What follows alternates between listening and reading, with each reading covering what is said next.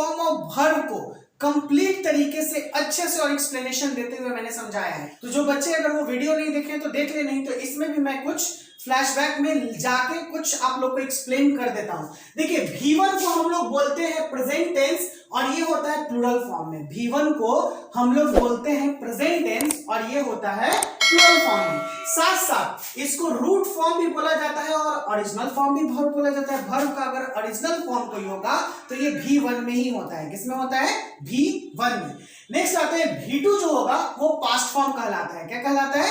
Past form. और ये V2 को हम लोग ईडी फॉर्म बोलते हैं। क्या बोलते हैं? ED form. And the V3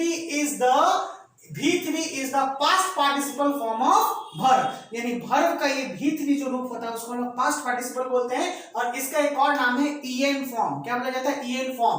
और V4 को प्रेजेंट पार्टिसिपल बोलते हैं और इसका जो फॉर्म होता है इसको हम लोग ING फॉर्म बोलते हैं। और in the last one V5 को हम लोग बोलते हैं प्रेजेंट टेंस में ही, लेकिन ये यूज होगा थर्ड पर्सन के सिंगुलर के साथ।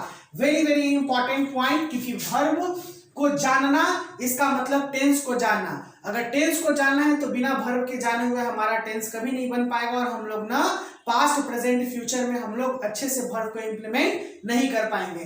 तो इसी के अकॉर्डिंग जो वर्ब के 5 फॉर्म है उसका मैंने कुछ एग्जांपल के साथ आपको एक्सप्लेनेशन देने का कोशिश किया है। तो इसे एक बार गौर से देखिएगा कि अराइज का मतलब क्या होता है और अराइज का पांचों वर्ब फॉर्म क्या होगा। इसी तरीके से बहुत सारे यहाँ पे वर्ब्स को लिए गए हैं। उस वर्ब के साथ मैंने हिंदी मीनिंग भी दिया है, आपको हिंदी मीनिंग भी काम आएगा। सबसे पहले आता है अराइज। अराइज का मतलब होता है उठना।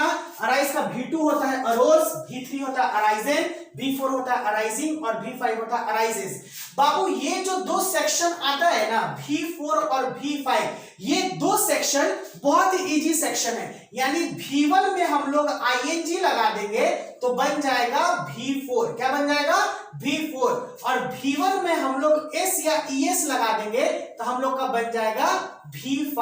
ठीक है, तो ये बहुत सारे बुक्स में आप देखोगे तो इन दोनों का ज्यादा मेंशन नहीं करेगा, लेकिन आप जब बनाओगे तो आपको बस माइंड में होना चाहिए कि जब V1 में हम लोग ING जोड़ देंगे तो V4 हो जाएगा और V1 में SES जोड़ देंगे तो V5 बन जाएगा, जिसका यूजेस कहां पर होता है। इस बात को एकदम ध्यान में रख लेना है, एकदम दिमाग में बैठा लेना है। हम लोग को जनरली ये 3 वर्ब फॉर्म पे मेहनत करना है और इसको याद कर लेना है। याद नहीं होगा देखिए, क्योंकि बहुत बच्चे लोगों का ये कहना होता है कि सर इसको EN फॉर्म बोलते थे, क्यों ना सब में EN लगा दें, और इसको ED फॉर्म बोलते थे, क्यों ना ED लगा दें। नहीं, कुछ ऐसे वर्ब होते हैं जो रिपीटेशन करते हैं, कुछ ऐसे वर्ब होते हैं जैसे ED लेके दोनों में आ जाएंगे, कुछ ऐसे वर्ब होते हैं जो इसमें EN लेके आते हैं। तो कभी भी ऐसा मिस्टेक हम लोग ना करेंगे, वर्ब को बारीकी से देखेंगे और उसके फॉर्म को बारीकी से पढ़ेंगे, क्योंकि एक मिस्टेक, कैसा मैथमेटिक्स में हम लोग का प्लस माइनस मिस्टेक हो जाता है तो मिस्टेक हो जाता है, तो वर्ब में जब टेंस बनाते हैं तो इसमें D, ED, EN ये सबका बहुत बड़ा रोल होता है। अगर आप गलती किए तो आपका ट्रांसलेशन गलत हो सकता है, आपका स्पोकन गलत हो सकता है, आपका ग्रामेटिकल एरर हो सकता है। ग्रामर ही हम लोग को सिखाता है शुद्ध शुद्ध बोलना और शुद्ध शुद्ध लिखना। ठीक है, तो अब्यूज का मतलब गाली देना, अब्यूज्ड, अब्यूज्ड, अब्यूजिंग, अब्यूजेस, बस पकड़ लेना है। ठीक है ना। आस्क का मतलब पूछना, asked, asked, asking, ask. Advice का मतलब सलाह लेना है, सलाह देना, advised, advised, advising, advices. Bear का मतलब जन्म देना। ठीक है ना, तो जन्म देना, बियर का मतलब बाबू एक होता है बियर, ठीक है ना, BEAR, बियर मतलब भालू। ये नाम है, हम नाम के बारे में बात नहीं किए, नाउन के बारे में बात नहीं किए। हम एक बियर होता है, देखिए एक बियर होता है एक वाइन का कैटेगरी, ठीक है ना, एक नॉर्मल वाइन का कैटेगरी होता है बियर, जो पीते हैं। ठीक है ना, तो वाइन का कैटेगरी ये जो हो गया, तो इसके बारे में भी हम लोग बात नहीं कर रहे हैं क्योंकि ये भी नाउन है। ठीक है, तो यहाँ नाउन का बात नहीं चल रहा है, यहाँ पे वर्ब का बात चल रहा है, और ये वर्ब है आपका बियर। बियर का मतलब होता है जन्म देना, तो बियर का B2 bore, born, bearing, bears. Next आता है बीट। बीट मतलब पीटना, beat, beat, beaten, beating, beats. Become, became, become, becoming, becomes. Next आ रहा है बिकम का मतलब होता है होना। फिर आ रहा है 8 नंबर बिगिन। बिगिन का मतलब शुरू होना, तो begin, began, begun, beginning, begins. 9 number bite, bite का मतलब होता है काटना, bite bite biting biting bites. 10 number break, break का मतलब होता है तोड़ना, break broke broken breaking breaks. और बर्न का मतलब होता है जलना या फिर जलाना, बर्न बर्न, बर्न की जगह पे V3 में कभी कभी बर्नेट भी दे देगा, बर्नेट बर्निंग ब्लोज। नेक्स्ट आता है ब्लो, ब्लो का मतलब बहना, blow blew blown blowing blows. Buy का मतलब खरीदना, buy bought bought buying buys, ठीक है। बुल्ड, बुल्ड का मतलब बनाना, तो बनाना यानी किसी चीज को निर्माण करना, तो बुल्ड बुल्ड बुल्ड बिल्डिंग बुल्ड्स, ठीक है। नेक्स्ट आते हैं ब्रिंग, लास्ट है हम लोग का। ब्रिंग का मतलब होता है लाना, bring brought brought bringing brings.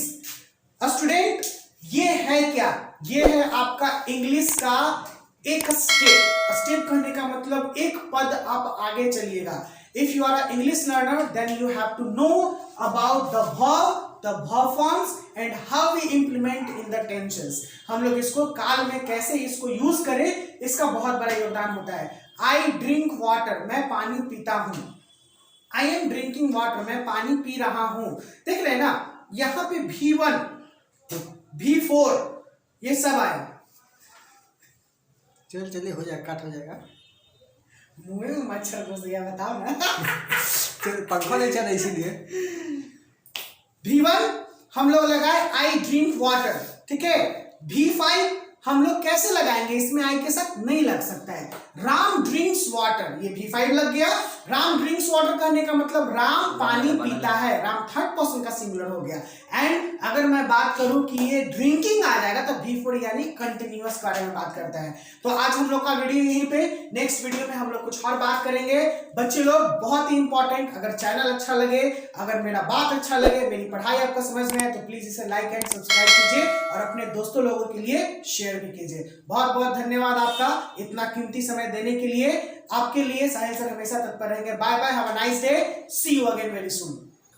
बच्चे लोग आज का सबसे इंपॉर्टेंट और सबसे बहुत ही महत्वपूर्ण लाइन आपके लिए साहिल सर के जवान से, कि अपने आप को हमेशा निरंतर आगे की ओर बढ़ाते रहिए, क्योंकि हमारे पीछे कोई हमको धक्का देने वाला नहीं है बल्कि खींचने वाला है। तो इसको इंग्लिश में बहुत अच्छे से हम लोग बोलते हैं पुश